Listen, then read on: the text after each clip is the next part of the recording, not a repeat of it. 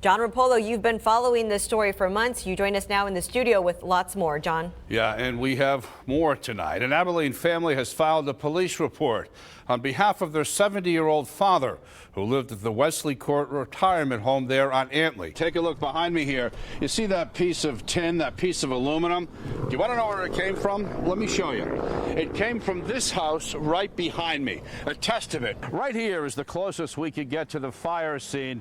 It's actually down this ridge. There's a creek there, and only fire trucks could cross it to get to the scene. Let's give you a look at this 14-passenger bus, Wiley ISD. Those students taken out of harm's way by some good Samaritans. Let's roll some video. Our John Rupolo was there as Jeff Berry walked out of those doors. No comment. Well, the indictment says that you inappropriately touched a 14-year-old boy. John Rupolo from K-Texas News. Hi, I'd like to talk to you about your arrest. We tried to talk to Stubbs last week. John, how bad is it out there? Well, it's under control now, but flames broke out here just before 4 p.m. This was a two-story structure behind me. Will asked what was the most alarming thing that you saw, and it's just what you see here behind me. I mean, people's lives have been affected by this in a very real way. They're going to have to regroup. It's going to cost them a lot of money. Some of these folks don't have the money. Some of these folks don't have insurance. You know, these are going to be the stories that we're going to tell. And I'm John Rupolo. The cause electrical. The owner of the home talked to K-Texas today, and she gave us a tour of what's left. Take a look. They're also giving these guys vaccinations. This is just one of the 78. They're literally cleaning feces off of her paws right now. It's been caked in for who knows how long. Well, was it legal? Was it fair? Did the mayor of Abilene cash in on council? Tonight at 10, we present the facts, then you decide. Yeah, you know, some people may not know that right here in the front of Abilene Police Headquarters, they've set up, take a look, so-called exchange zones. Move the amount of debris and the trees that were down, pretty much trying to clear things. And as you can see, they're probably going on to another location. You see this house right here behind me, that tarped roof?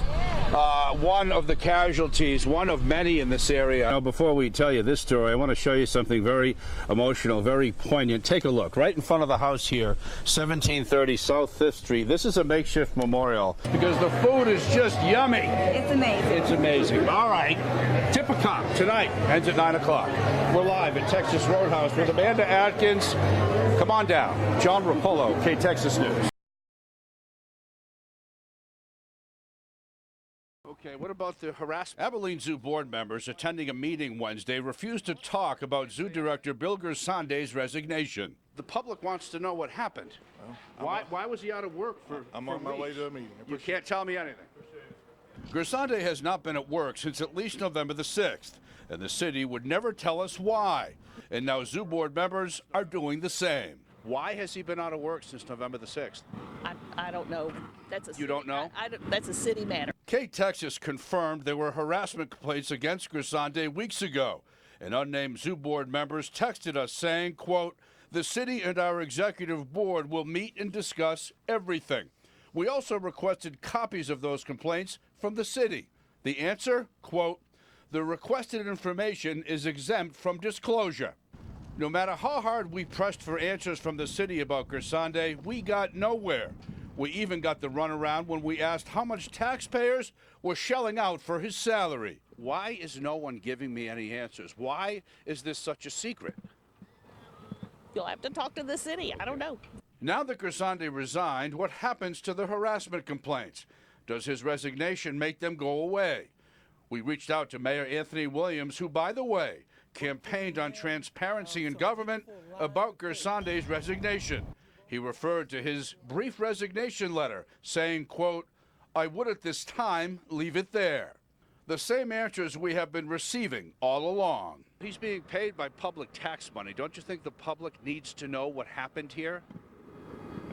It's a personnel issue. Since K-Texas first began to run stories on Gersande, some of you have been outraged the city has not come forward with full disclosure. I think they need to come forward with whatever it was that he did. I mean, we don't need to be having things with city employees being swept under the rug. Was Gersande given a golden parachute, a severance package to leave? Was he paid for the weeks he missed work? More questions no one is answering for us. Well, there you go. Here's the kicker tonight. We are being told that Gersande will be a consultant here at the zoo. So we sent an email to the city asking if he was going to get paid for it. And guess what? We got no answer. We're live at the Abilene Zoo. John Rupolo, K-Texas News. Right in the back seat. Keep your eye on the black SUV. Terry Stubbs was huddled in the back seat to avoid our questions and our cameras Friday night. An unknown female drove his black Lexus away. Stubbs held another estate sale in the 1100 block of Elmwood. Despite many recent allegations, he's been ripping off the people who hired him. K-Texas began investigating Stubbs after his July 5th arrest for theft. According to this arrest affidavit we obtained, Stubbs failed to pay Abilene resident Francis Cahill some $28,000 after selling items from his late sister's estate. Former Abilene Mayor Grady Barr filed this lawsuit against Stubbs in June, seeking over $90,000 in damages after selling items from his late wife's estate and not paying him. And this week, an Abilene man filed this police report, saying he was never paid $21,000 after Stubbs held a January estate sale. Fast forward to Friday night's estate sale. We tried to talk to Stubbs. He's busy, so... Well, he's been accused of ripping off a lot of people, and we just want to talk to him about it. He's been arrested for theft. And 2 hours later, after the estate sale ended, right in the back seat, he drove away, hiding in the back seat of someone else's vehicle. How many staff members from the French Robertson unit have been busted for bringing in contraband? Let's go. Here's the list obtained by K-Texas from the Texas Department of Criminal Justice. 50 French Robertson unit staff members were disciplined and one fired for bringing in contraband between January 1st, 2013 and July 3rd, 2019, a 6.5-year period. The TDCJ describes contraband as being any object, substance, or material forbidden by unit or correctional institutions division's rules or state law from being in an offender's possession. We asked how many of those 51 staff members were disciplined for bringing in drugs. The TDCJ said because of an antiquated computer system, that information is not available. The state also said out of the 400 staff members at the French Robertson unit, the number of contraband disciplines are below average for disciplinary action and contraband issues as compared to the other 103 state prisons in Texas. Earlier this month, we interviewed a former French Robertson unit corrections officer and hid the identity. The former state worker said drugs are going in and out of the prison at an alarming rate. There's a lot of K2 that's being brought in, majority through the staff. Sometimes it does come through visitation, which are family members, but 90% of the time it is through the staff. In June, French Robertson inmate Seth Donnelly died after being rushed to Hendrick.